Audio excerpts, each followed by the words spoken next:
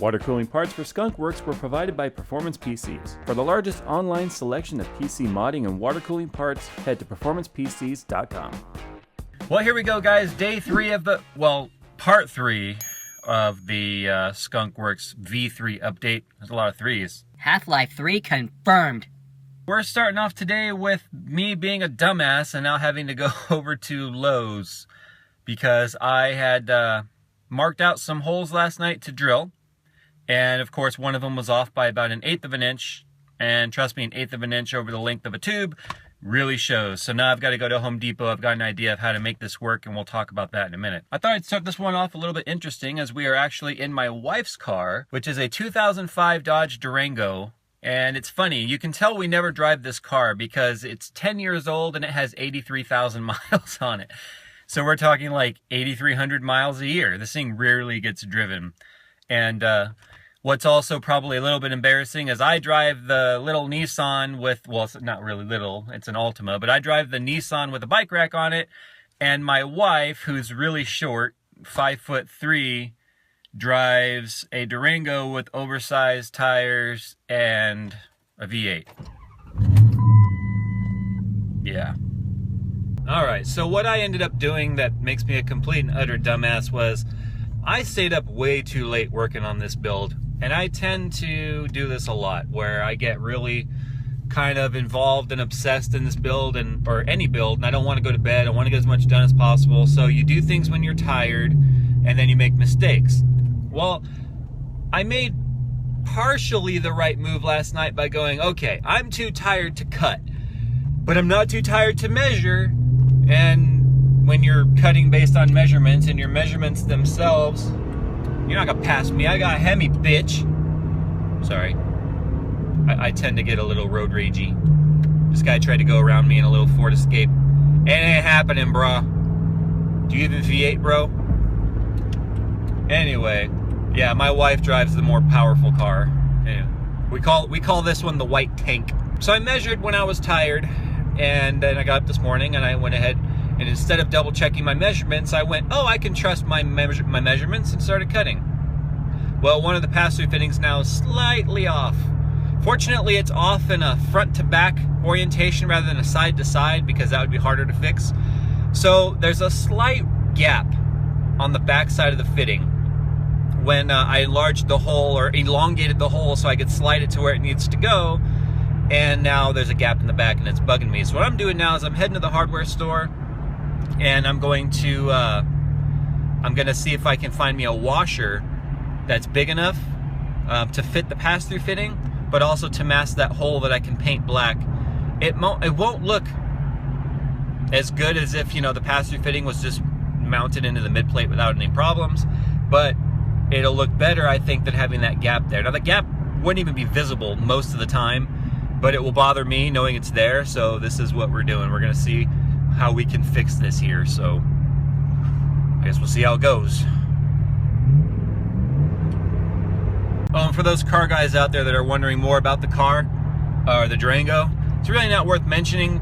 It's got a 40 series Flowmaster on it. Resonators are removed, 3-inch catback, and K&N intake. That's it. There's nothing else done to it. There's nothing else worth doing to the car. It does have an exhaust leak though. And me being the car guy that I am, it's very hard to justify fixing an exhaust leak and not replacing with headers, but oh well. I want to get rid of this car this summer or later on this year, so I'm not going to be putting any major work into it. But this thing's a torquey monster, that's for sure.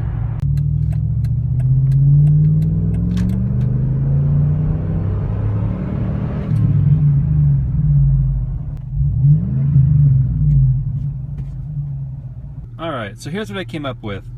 Like regular galvanized washers and stuff were way too big. In order to get it to fit this fitting, this is the pass-through fitting, by the way, guys. This is what I use to go through the floor of the case. Nothing special, it's just called a pass-through fitting. I picked up these rubber washers here because the only way I could get like a galvanized or zinc washer big enough to fit this through was it was like that much bigger than the fitting. That was going to look terrible. So I saw these rubber washers here and I thought, huh, as you can see, they're not too much bigger than the fitting. And because they're rubber, they are gonna be nice and dull and black. And I can easily cut out this hole with a razor blade or something. I got a few of these, that way I can practice on. And then just slip that through and then put the lock washer on the back, and then we'll cover up the little gap that I'm trying to fix. So there we go, that's what I came up with. We'll see how well it works. Well, I would say that my idea worked out perfectly. So I just took some scissors and a razor blade, and I took the giant, or the small hole, and made this. So as you can see, I think it worked out flawlessly. Here's the one in the system that I already did. And yeah, I think that works out beautifully. So before we move on, let's go ahead and catch up on what we've done. So as you can see, I've started the loops here quite a bit. So here's the CPU loop right there. That's the outlet of the pump. It goes up and into the CPU block, comes out of the CPU block. And it's funny how many people were like, no, you can't do that. You can't have the outlet on the top. Sure you can. There's a thing called head pressure, and it will push up just fine. But anyway, it comes out of the CPU block, up into the radiator, out of the radiator, and into the reservoir. And as you can see, the reservoir does have a push-down tube installed in there, right there. So it pushes the fluid down into the fluid in the reservoir. Now, that open port right there, I'm thinking about incorporating that with my drain. I just haven't decided how I want to do it yet, because I don't necessarily want to pass the drain through the floor. Here is the GPU loop right there. It comes out of the block. I'm not a huge fan of the way the fittings have to be like that. The wife says she thinks it looks good. I would have liked to have seen it be just straight up a bend into it. I know I could have done it with the tube. The problem is where the reservoir or the pumps are won't line up with the rest of the GPU blocks if I use 290s. Now I have lots and lots and lots of fittings. I mean, bags and bags and bags of fittings provided by performance PCs and whatnot. But the problem is, if I use 290s, then it's too low on this end. If I use an extender over there, then it's too low on that end. And I just couldn't get them to line up. But I think that that's a small sacrifice right there in terms of looks. And I think it looks fine with me. And it really doesn't bother me. It doesn't bother me as much as that little kink in the bend did on the old tube, or the old system, but I think it's coming along nicely. So now I've got to go ahead and now I've got to take care of that hole right there, which is going to be a pass-through for the GPUs, and then we can get the bottom plumbed up. The only thing I really need to do on the bottom is install both radiators, and I haven't decided yet if I'm going to do flex hose down here. I'm probably going to have to do flex hose at least between the two radiators and then the inlet and outlet, or however they're going to be. I didn't want to do a mixture of flex and PETG, but I'm not going to really have a choice because I have to get the radiators in there. And even though the bottom floor does come out, you can see that the bottom down here is not solid, as you can see. I can just undo those screws and remove that panel out the bottom and have access to the entire lower compartment.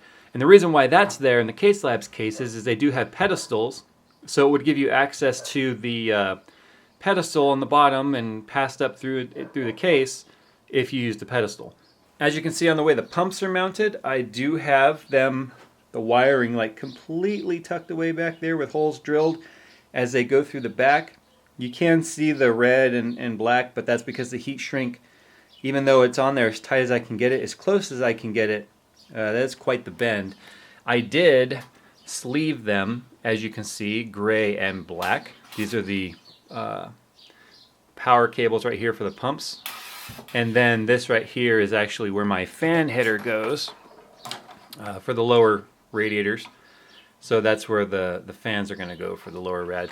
And I think I'm going to take the lower radiators, and it's very dusty. I think I'm going to take the lower radiators off of the smart control. And because I've got so much more radiator space than I need, I think I'm just going to put on the slow speed adapters and let them just always blow on a very slow speed. Transition. Well, as you can see, the system's not done, as much as it might look like it. It's kind of missing coolant and stuff. But you can see we got the wiring in and stuff, and we're gonna do a more in-depth look at this a little bit later on. But I have spent now about a solid week on this, and I'm a little bit tired of it. I always get really tired of it. So I decided, rather than trying to proactively answer questions that I think people are gonna ask and then still get asked a bajillion times, I went ahead and did a hashtag on Twitter called Ask Skunkworks, where you guys could ask your questions and I would answer kind of the more popular ones, or maybe questions I felt would answer more questions than maybe some of the more generic, less specific. So anyway, I'm gonna go ahead and take to Twitter right now. We're gonna answer some of those questions. All right, so Joey G on Twitter asks, is this your favorite computer you ever built for yourself or someone else? You know, I think the reality here, Joey, is that I am never 100% satisfied. I am never, ever done tinkering, updating, or messing around with systems. So is it my favorite? I would say I like it more than my last one. Obviously, there's been upgraded hardware in here, but I wouldn't say it's necessarily my favorite because I don't think I have favorites. As weird as that is. Zushiba says, are you happy with the case you got from Case Labs, or would you have gone with something different after having built in it? Well, Zushiba, this is not my first time building in the SM-A8, but Red Mist was the first time I built in one. The case was actually fairly new at that time, and I fell in love with the case during that build. So this is actually my 4th time building in an SM-A8, one time for Red Mist, and this is now my 3rd time building in my own case, and I absolutely love the layout of the SM-A8 if you have the space for it, because the thing is freaking massive. It doesn't look like it on camera. Plenty of people say it doesn't look that big. It is freaking huge. Heath Deadman asks, what made you think about naming it Skunkworks? Well, Heath, I always wanted to be a naval aviator, and I loved military aviation. Now, one of my favorite manufacturers of military equipment for aviation is Lockheed Martin, and their Advanced Development Programs, or ADP, is actually called Skunkworks. And when I got the case, this was actually the very first Case Labs case made in gunmetal in the SM-A8 trim that was actually put out for production. I have the very first one. All of the glamour shots on their website is of my exact case, and I thought that the gunmetal looked very stealthy, and when I thought stealth, I thought Lockheed Martin, I thought Skunkworks. So I put the two together, and that's why she's called Skunkworks. Not because she stinks or anything, although she does get a little stinky at times. Robin H asks, if you had to choose a new color scheme for the build and couldn't use yellow, what would you choose?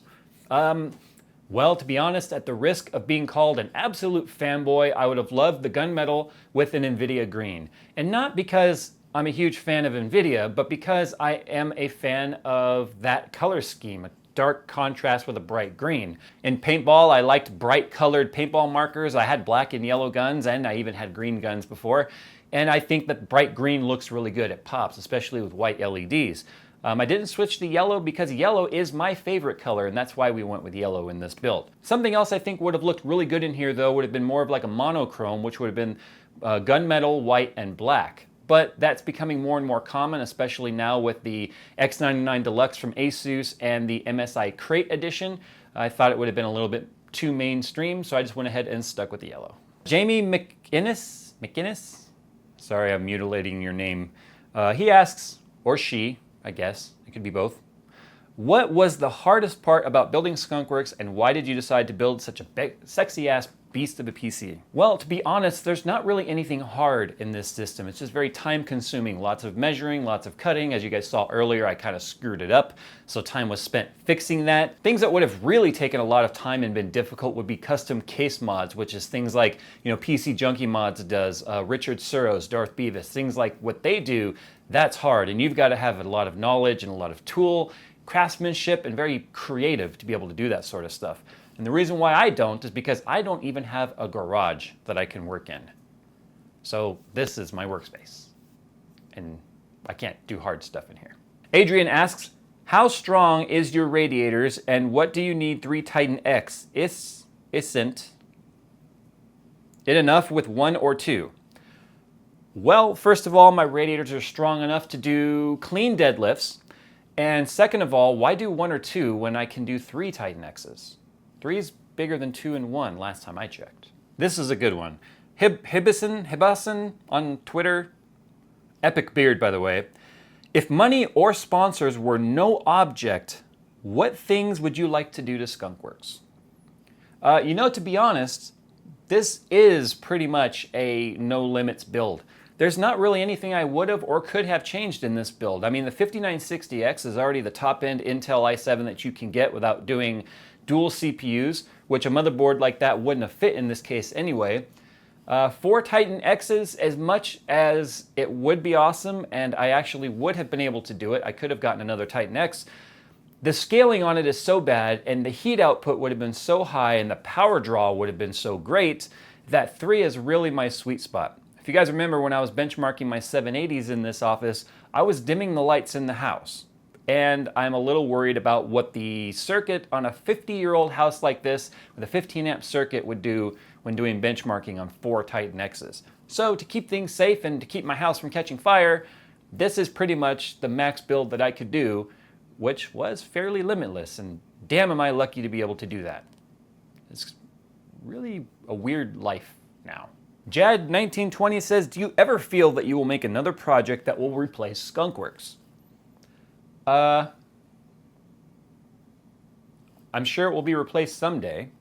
Something new and more exciting in terms of case will come out. Really, cases are kind of the central focal point of the builds.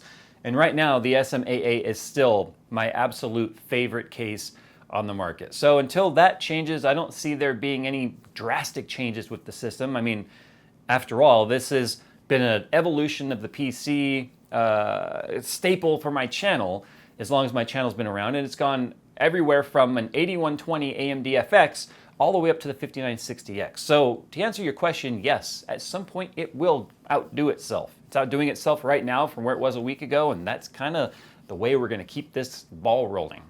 As long as it doesn't roll over top of me, because that thing is freaking heavy. Here's one I get asked all the time, and this is from Logan. He says, what's your reasoning of doing separate loops? Temps, noise, what? Yeah, all of the above. I can control the temperature of the GPUs independent of the CPU. And I can control the fans independently and have the GPU fans ramp up. Or in this case, I'm actually not going to control those fans. I'm going to keep them spinning slow based on load and different things happening with the system. When I'm rendering, I don't need the GPU fans to be going full speed. I need the CPU fans to speed up. And same thing with gaming. I don't need the CPU fans to speed up. I need the GPU fans to speed up. But in this case, I went with way more surface area than I need on radiators. That way I can keep the speeds slow. So I might not even control these things at all. Separate loops also means that if I have a problem with one component, like say the CPU or the GPUs or a GPU, I can completely drain one or the other without having to affect the other and then have to deal with bleeding a massive loop and refilling it again. So it keeps things segregated. Joey G once again asking, did you think Skunkworks would be as big as it is in the computer community? I'll be honest with you, I'm surprised it's as big as it is or it's widely known as it is because there's really not a whole lot special about it. It has high-end hardware in there and it's got bent tubes and stuff, but I'm not the first to do that. I'm not the last to do that, and I'm not the best to do it. So I don't know why it's as popular as it is. Maybe it's because a lot of the modding communities don't have representatives in there that have huge YouTube channels. So maybe it's just more the fact that there's more people watching my build than say forums and things. But man, there are so many better builders out there. I mean, we're talking like world-class builders. I already mentioned it before. Darth Beavis, PC Junkie Mods, MNPC Tech, that's Bill Owen. Those guys are freaking gods at what they do. Lee Harrington, Darth Beavis, or Richard Suros, and Bill Owen. Those three alone are the world-class representatives of custom PCs. This doesn't hold a candle to anything that those guys do. If you don't believe me, just go look up their work, or just go to any freaking PC magazine and you'll find something of theirs in just about every edition. All right, and me asks, not me, but me on social media says, now that you did a PETG build on Skunkworks, how did it compare to acrylic tubing and how long to heat both? All right, well, PETG gets softer at a lower temperature, so I don't have to heat it as much. It's much more malleable. I can get very tight bends on there, and it's much, much more durable than acrylic. Let me go ahead and demonstrate. I've got two pieces. No, I'm not going to take out a hammer and start smashing them again this time. I've got two pieces of tube here. This is PETG, and this is acrylic. based on the recommendation of people saying, go out and get yourself a tube bender rather than having to cut with a saw, I went out and bought one. But there's a reason why I never used one of these before, and I'm gonna go ahead and show you guys why now. When it comes to putting this thing onto the PETG, you just kind of clamp it on where you want to cut, and then you go round and round and round and round and round, and you just keep tightening as you go. And as you go around, you eventually will cut through the tube. This actually works on copper, it works on this PETG, it works on galvanized. In fact, a lot of people use big ones like this to cut things like muffler pipes and things like that. It's very common in mechanics, plumbers. This is how most people do it. But as you can see, it takes quite a little bit to cut all the way through this thing. But as you can see, once you do, it's much cleaner. You don't have those shavings everywhere. You just file this down and it's nice and smooth. Allow me to demonstrate why I never used it on acrylic. This is the exact same size tube as that one there, which is a 10 by 13. 10 millimeter opening, 13 millimeter exterior. Same exact piece. The moment, and I'll go farther down, the moment you clamp it down and start cutting it,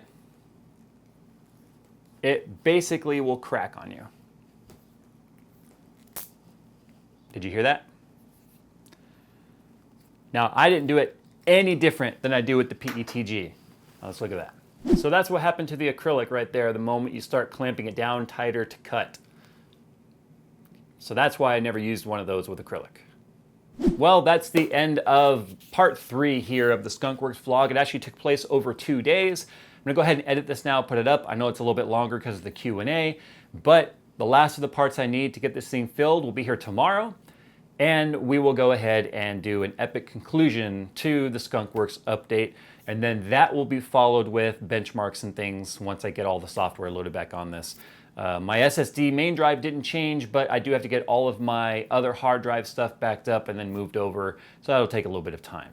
But anyway, guys, thanks for watching, and as always, you guys have made all of this possible. This has nothing to do with me being an awesome person or anything like that. This has to do with you guys being awesome viewers, because if you guys weren't watching, these companies wouldn't be interested in sending me these parts to see what kind of cool builds I can come up with. And that just makes this really a freaking dream job. So as always, guys, thank you for that. And in order to say thank you, let's just say in the future, there might be something you guys don't want to miss. Trust me on that. It might involve one of my 980s. All right, guys. See you next time.